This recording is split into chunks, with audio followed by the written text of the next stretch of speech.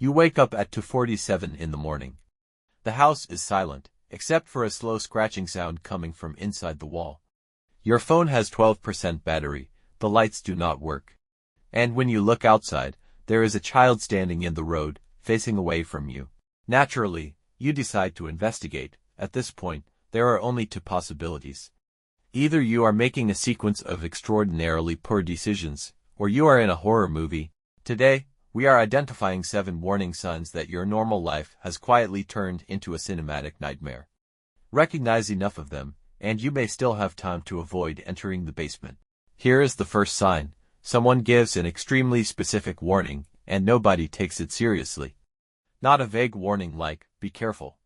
Something more useful, such as, do not enter the forest after sunset, because every person who has done that disappeared. In ordinary life, this would probably affect your plans.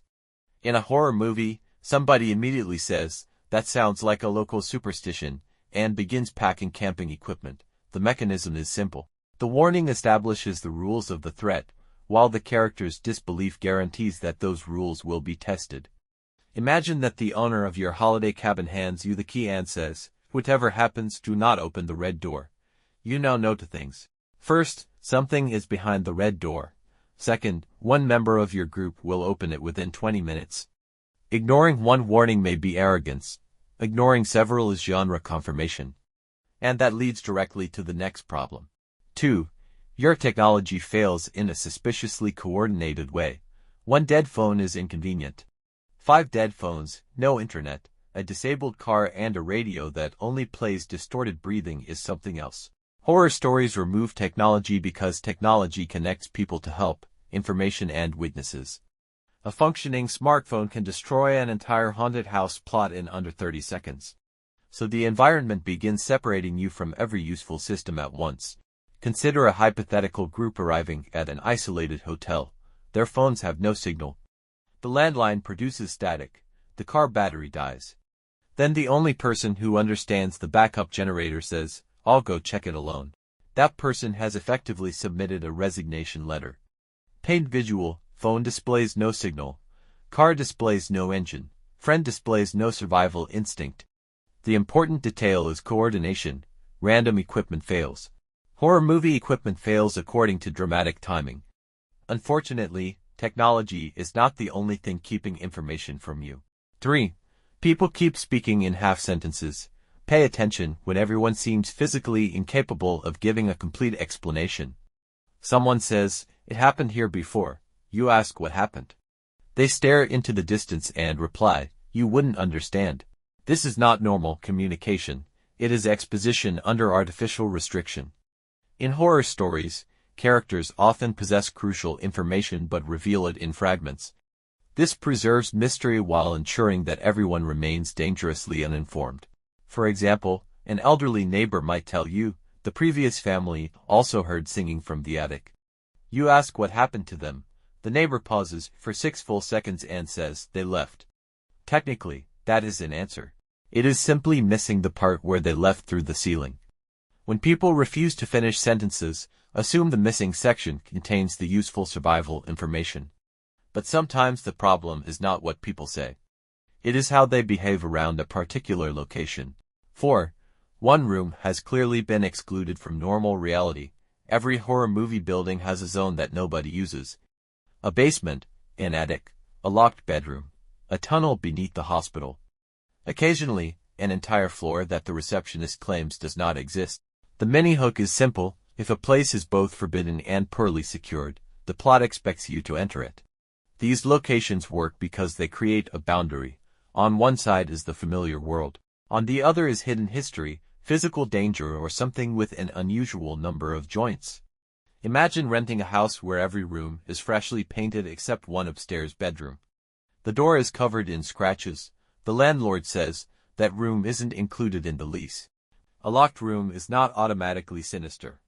But a locked room that people refuse to discuss is essentially a trailer for the third act. And the third act usually arrives after the group makes one extremely predictable decision. 5. The group starts splitting up. This is where suspicion becomes evidence. The moment someone says, we can cover more ground if we separate, you are no longer participating in a search. You are participating in an elimination process. Groups provide witnesses, shared resources, and multiple perspectives. Splitting the group removes all three. It also allows the threat to appear selectively, ensuring that survivors cannot agree on what they saw. Suppose 4 people hear a crash downstairs. One searches the kitchen. One checks the garage. One remains upstairs. The 4th decides to investigate the forest for reasons known only to the screenwriter. Now everybody is alone, confused, and approximately 8 minutes away from becoming a cautionary example. 6. Leaving becomes impossible. This is the point where the setting stops being a location and becomes a trap. You drive away from the village, only to pass the same petrol station again. You walk out of the forest and return to your own footprints. You reach the main road and discover that the bridge has collapsed during the night. A horror narrative often establishes containment. Once the characters understand the danger, the story needs a believable reason they cannot simply leave. Sometimes the barrier is physical, weather, damaged infrastructure, or locked exits. Sometimes it is psychological, guilt, obsession, or the belief that somebody still needs rescuing. And sometimes the geography itself stops cooperating. Hypothetically, imagine following the only road away from an isolated town. After 40 minutes, you arrive back at the town sign. You try again. The same thing happens. At that stage, do not blame the navigation system. The map is no longer the authority. Once escape becomes structurally impossible, the story has revealed its real purpose. You are not being warned away from something. You are being kept inside with it, which brings us to the final sign. 7. You discovered that the story started before you arrived. The most dangerous revelation is not that something bad is happening. It is that it has happened repeatedly. You find old photographs containing someone who looks exactly like you. A newspaper clipping describes the same disappearance every 20 years. The symbol on your bedroom wall also appears in a century-old journal. This changes the situation completely. A random threat can potentially be avoided. A repeating pattern suggests that your arrival may have been expected. In narrative terms, this is the moment when the protagonist stops being an accidental visitor and becomes part of an existing cycle. Consider a hypothetical hotel guest who discovers a photograph from 1926. Everyone in the image is unfamiliar except the person standing at the back, wearing the guest's exact clothes. The photograph is not merely creepy. It implies that time, identity, or cause and effect are no longer functioning normally. This is the strongest sign because it removes coincidence. The warnings, the broken technology, the locked room, and the impossible road were not separate problems. They were pieces of a system. The central lesson of horror movies is not that monsters exist. It is that people repeatedly interpret structured danger as a series of unrelated inconveniences. A warning is dismissed. A phone failure is blamed on bad reception. A locked room becomes a curiosity. An impossible escape route becomes a reason to try the same route again. Survival begins when the pattern is recognized. So if strangers avoid eye contact, your car refuses to start, and an old photograph contains your face, do not investigate further. Do not split up. Do not read the Latin inscription aloud, and under no circumstances should you say, "I'll be right back." Which of these 7 signs would convince you first that something was seriously wrong?